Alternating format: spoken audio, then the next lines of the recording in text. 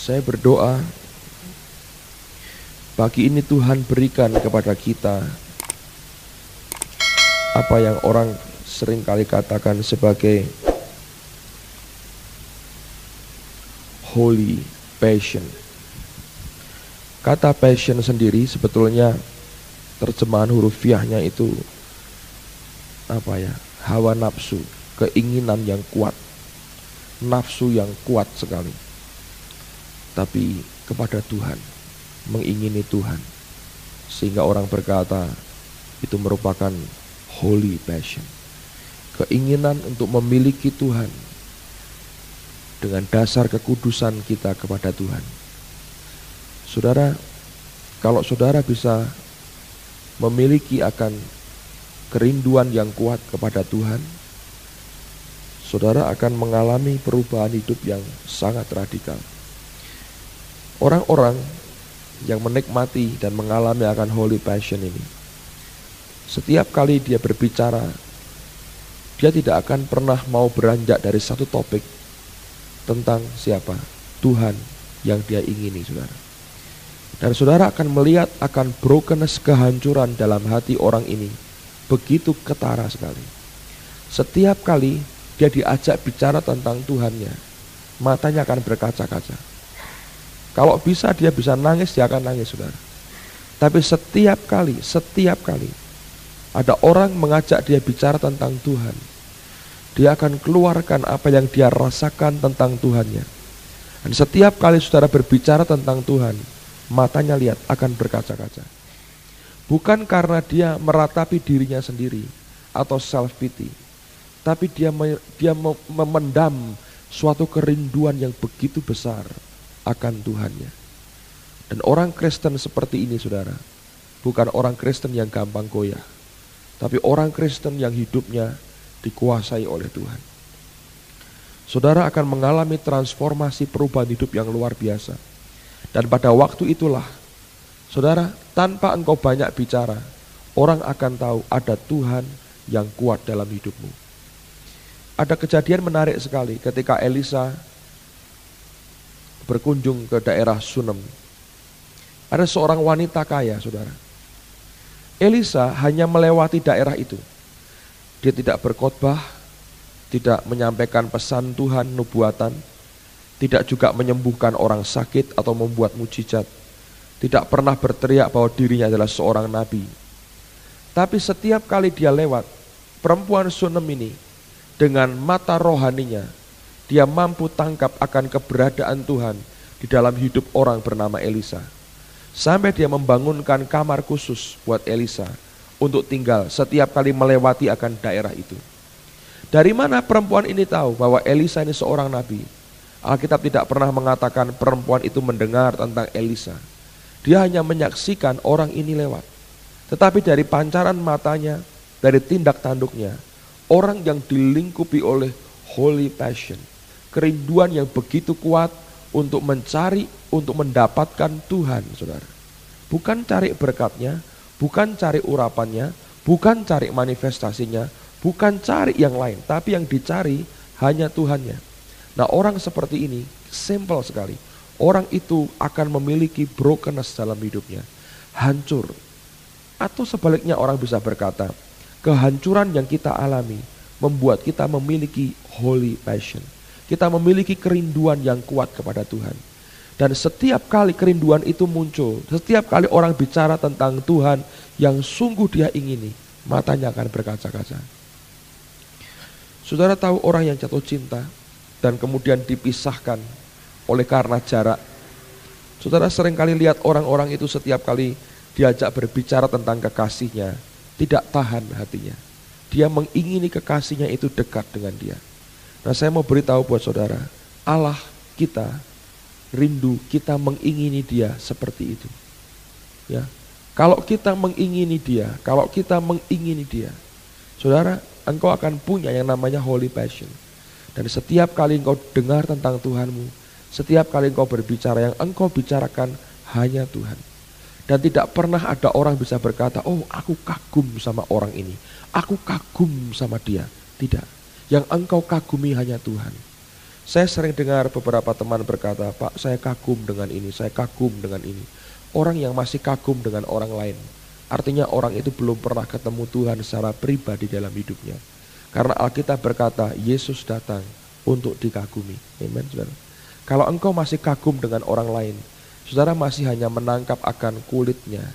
Tapi kalau Anda melihat dan menangkap isinya, saudara akan kagum hanya kepada Yesus.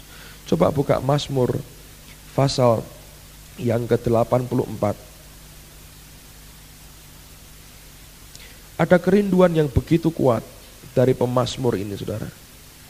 Saya berdoa supaya kerinduan yang sama dimiliki oleh kita sekalian. Alkitab berkata begini. Betapa, ayat 2, betapa disenangi tempat kediaman-Mu, ya Tuhan semesta alam. Lalu dia berkata, jiwaku hancur karena merindukan pelataran-pelataran Tuhan. Hatiku dan dagingku bersorak-sorai kepada Allah yang hidup.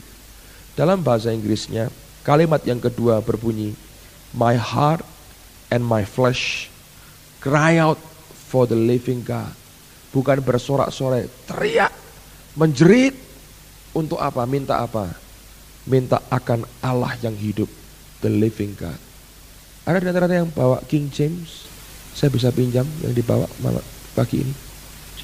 Saya bisa pinjam kalau ada yang bawa King James Bible. Enggak ada. Punya saya tertinggal di kamar. Amplified. Coba yang King James enggak ada.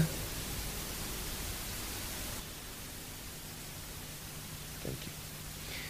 Alkitab berkata pada ayat yang kedua, dia berkata bahwa my heart and my flesh cry out for the living God. Dia berkata dagingku dan hatiku itu menjerit, minta apa? Minta akan Tuhan yang hidup. Dia enggak minta yang lain. Dia yang minta the living God, Allah yang hidup di dalam Yesus, saudara. Orang ini, pemazmur ini, punya yang namanya holy passion.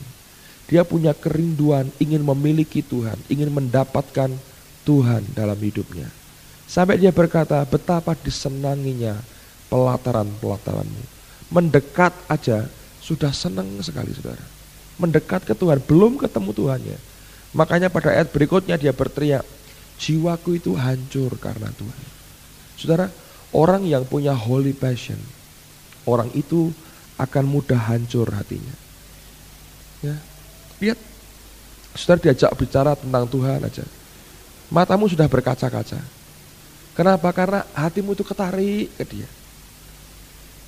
Dan itu merupakan pengalaman setiap hari yang seharusnya kita miliki. Bukan pengalaman tiap minggu di gereja, tapi pengalaman setiap hari. Dan saya mau katakan buat saudara, kalau tiap minggu kita mengalami kenyataan Tuhan melawat kita, setiap kali kita doa, kita berkumpul sama-sama, kita bersekutu, kita mengalami kenyataan Tuhan itu ada. Bagaimana mungkin dalam setiap hari kita tidak berdoa dan berteriak minta hal yang sama dialami oleh setiap kita.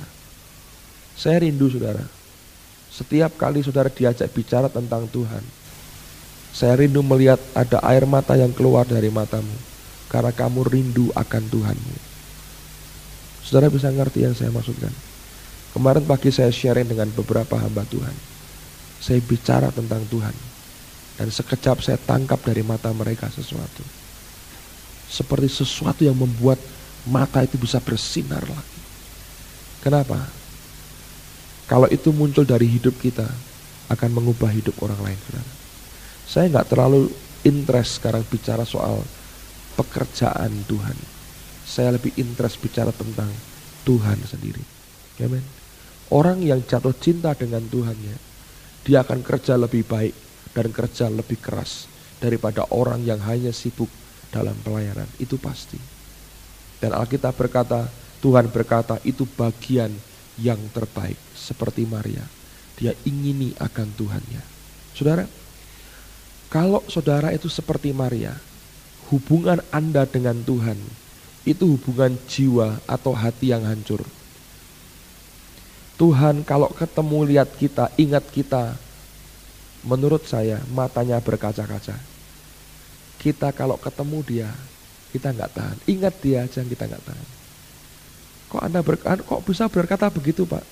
Coba lihat Maria, saudara. Orang ini duduk di kaki Yesus.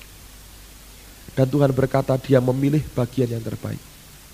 Waktu Lazarus mati, Marta komplain, Tuhan, kalau engkau di sini, saudaraku nggak mati. Tuhan tidak membiarkan perkataan itu. Dia bantah, dia jawab dengan keras. Dan Yesus tidak nangis. Tapi Maria datang, dia tersungkur, dan dia mengucapkan keluhan yang sama dengan yang diucapkan Marta. Kalimatnya sama. Tapi untuk yang kedua kali itu, kali yang kedua, Yesus tidak membantah sama sekali. Kalimatnya sama, tapi diucapkan oleh orang yang punya holy passion. Diucapkan oleh orang yang punya kerinduan akan Tuhannya. Nah pada waktu dia mengucapkan itu, saudara, Tuhan tahu akan hatinya. Alkitab berkata, maka menangislah siapa? Yesus. Bayangin. Saya percaya kepada orang yang memiliki kerinduan yang kuat akan Tuhannya. Setiap kali kita datang kepada Tuhan, maka Allah yang baik itu setiap kali mendengar perkataan kita, setiap kali dia mengingat akan kita, saya tahu mata Tuhan akan berkaca-kaca. Karena dia tahu aku diingini oleh orang ini, sebagaimana aku juga mengingini dia dalam hidupku. Tadi pagi saya berdoa, Tuhan katakan satu kata ini, holy passion. Dan saya tahu pagi ini yang Tuhan mau saya sampaikan buat saudara. Rindu seperti orang ini berkata, jiwaku hancur karena merindukan pelataran Tuhan.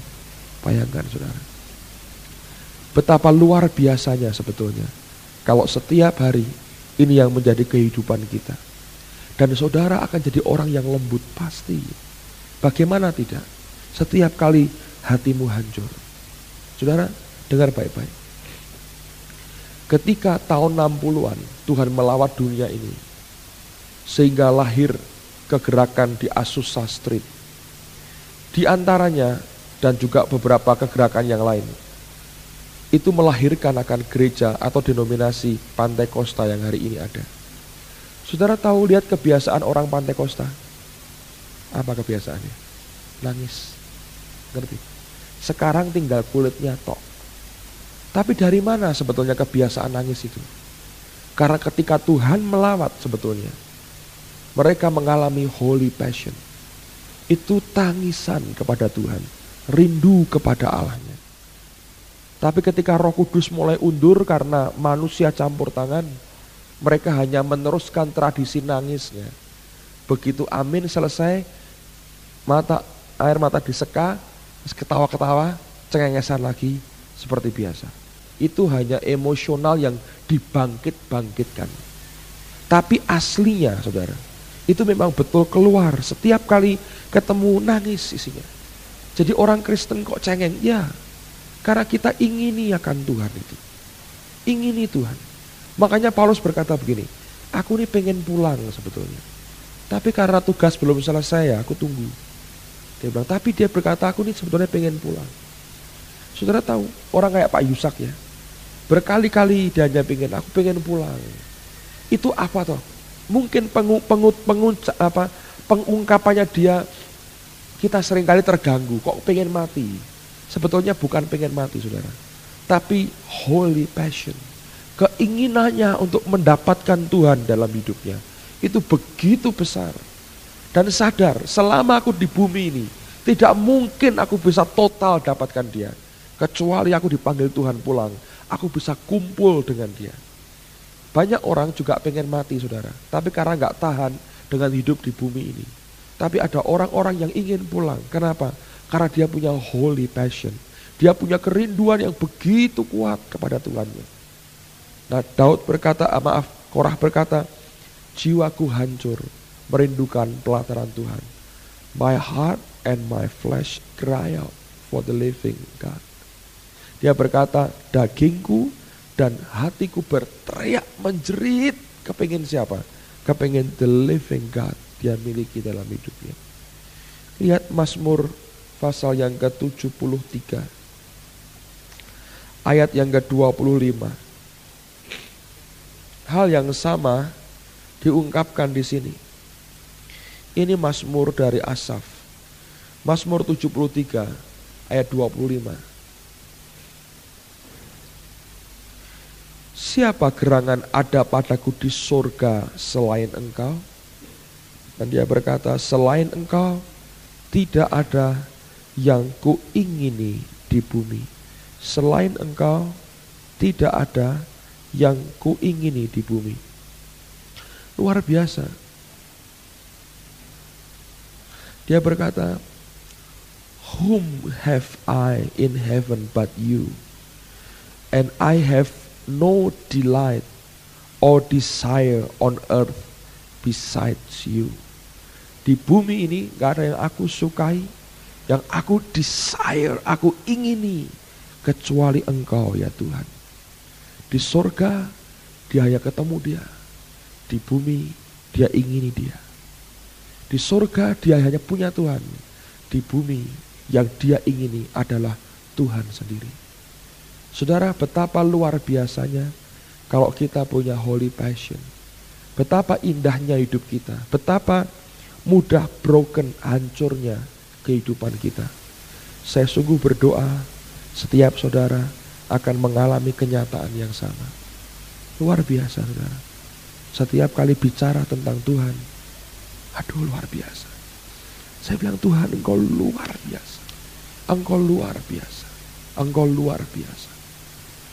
Setiap kali Tuhan melihat kita, kepada kita yang juga mengingini dia, saya percaya seperti dia melihat akan Maria. Jangan dikira waktu engkau nangis karena tekanan dalam hidupmu. Tapi kalau engkau punya holy passion, jangan dikira Tuhan tertawa dengan penderitaanmu. Gak mungkin, saudara. Dia kalau perlu dia akan nangis sama-sama dengan engkau. Engkau berkata, tapi kenapa gua gak ditolong? Bukan soal tidak ditolong, tapi dia ngerti ada maksud Tuhan yang luar biasa. Seorang dokter ketika anaknya sakit, dia terpaksa mungkin harus suntik anak itu. Ketika jarum itu nembus ke kulit anaknya nangis. Dan dia nangis. Anaknya berteriak, papa nangis kenapa tidak dicabut jarumnya? Belum selesai nak. Aku menangis karena aku ikut merasakan yang engkau rasakan. Tapi engkau harus merasakan itu karena aku punya maksud yang luar biasa di balik yang engkau rasakan sebagai penderitaanmu. Saudara bisa bayangkan kalau kita dengan Tuhan hubungannya seperti itu. Banyak orang Kristen punya hubungan yang sangat formal dengan Tuhan. Dan itu hubungan yang kaku dan mati.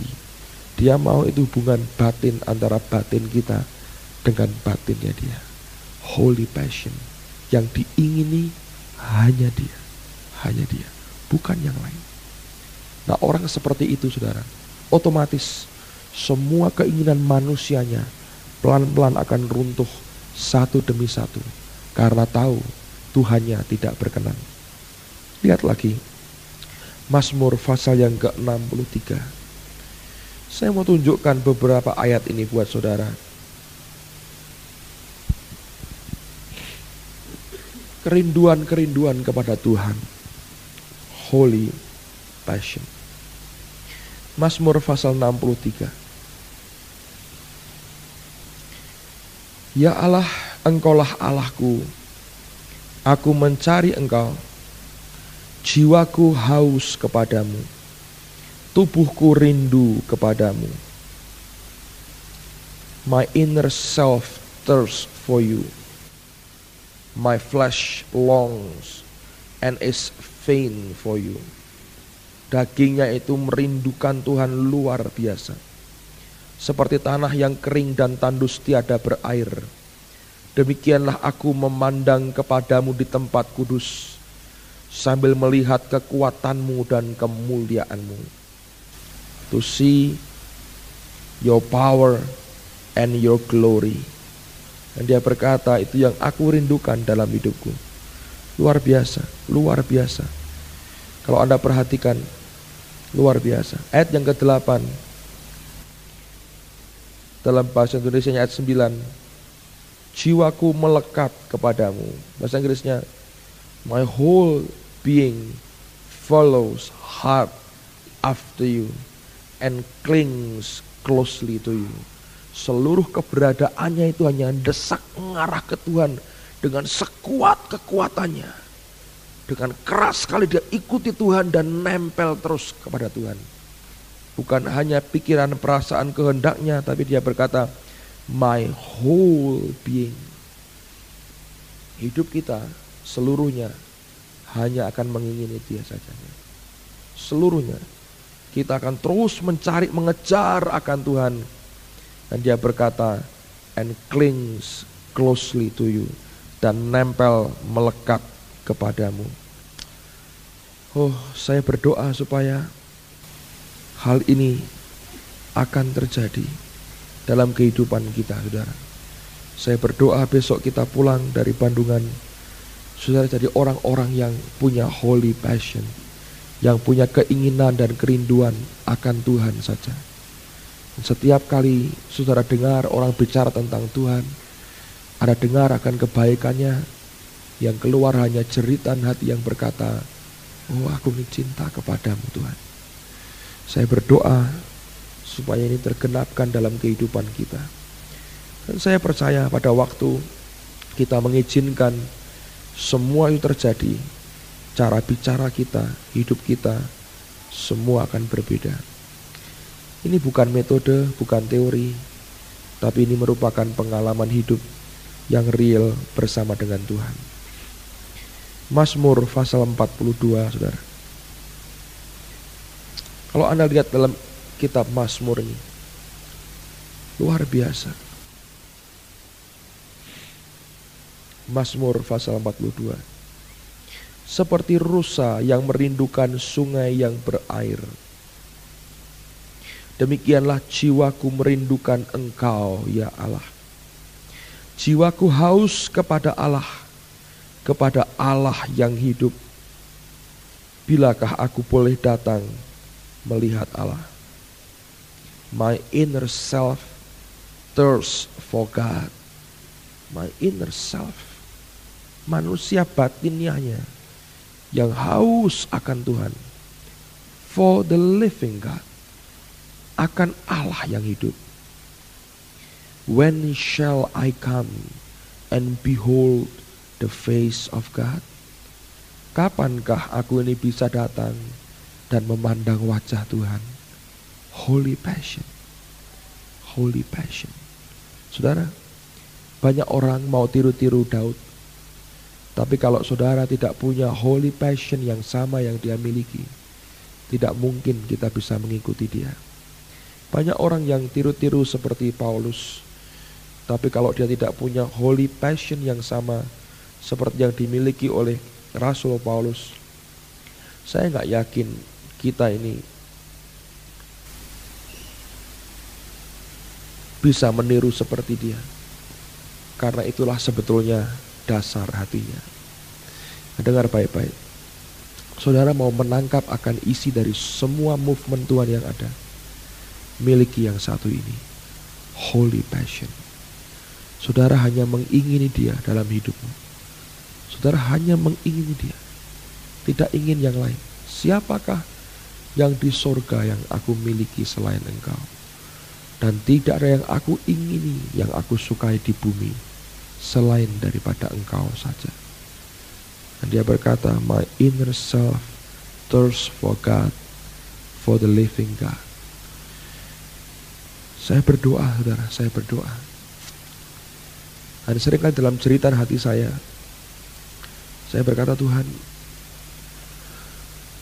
seringkali saya melihat ada banyak campur tangan orang dalam gereja, dan begitu banyak orang yang luka oleh karena ulah manusia. Saya berdoa, Tuhan, mau dibawa kemana seringkali gereja-gerejamu ini? Tapi Tuhan mengerti hati, saudara. Tuhan mengerti hati. Orang yang punya holy passion, saudara akan gampang hancur. Satu Fenelong berkata kontak batin sekejap aja antara Tuhan dengan kita atau sebaliknya, itu akan mengubah kehidupan kita itu luar biasa. Dan kita akan jadi orang yang gampang bertobat, gampang dibentuk Tuhan, mudah sekali. Watchman ini berkata begini, mungkin dengan nada sinis dia berkata, Tuhan itu tidak suka mengumpulkan barang antik. Saya dengar itu lalu saya berpikir begini, saudara. Tanah liat yang Tuhan bentuk, itu dia bentuk terus dibuat penyesuaian sesuai dengan kebutuhannya. Ya. Hari ini Tuhan butuh kendi, dia bentuk kita jadi kendi. Tapi setelah kendi ini terpakai sekian bulan, Tuhan berkata, aku pengen guci. Dia remukkan lagi kendi ini, dia buat jadi guci, ditambahi dengan tanah liat yang lain, jadi guci. Ketika bahannya sedikit, jadi kendi. Ketika makin banyak, dia berkata, aku mau jadikan dia guci. Setelah guci dipakai, dia berkata, tambahi lagi, aku mau jadikan dia gentong yang besar.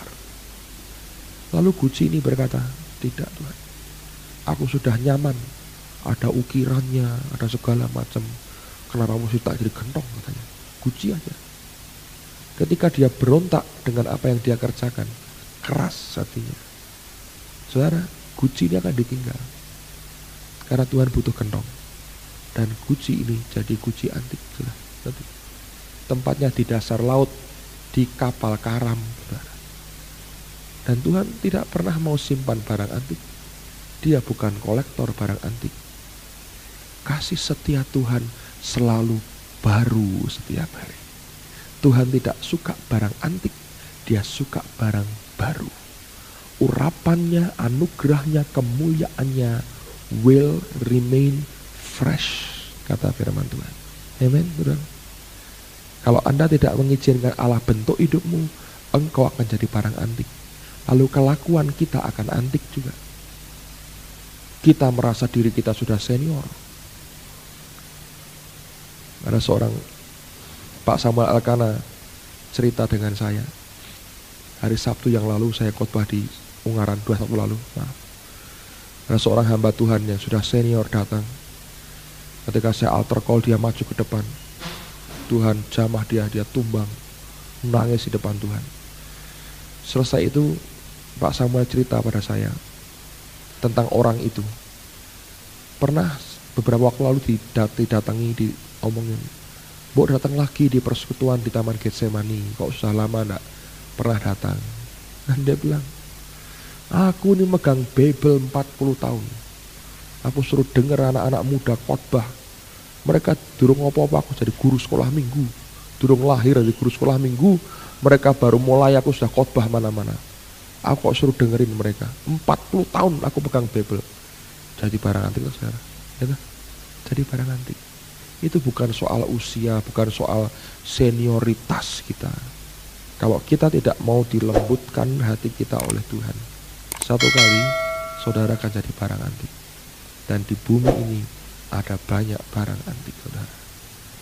Kenapa? Karena hatinya tidak hancur di hadapan Tuhan. Saya berdoa supaya Tuhan berikan holy passion ya buat kita. Sembah Tuhan sama-sama saudaranya. Ingini dia. Ingini dia. Ingini dia. Ingini dia.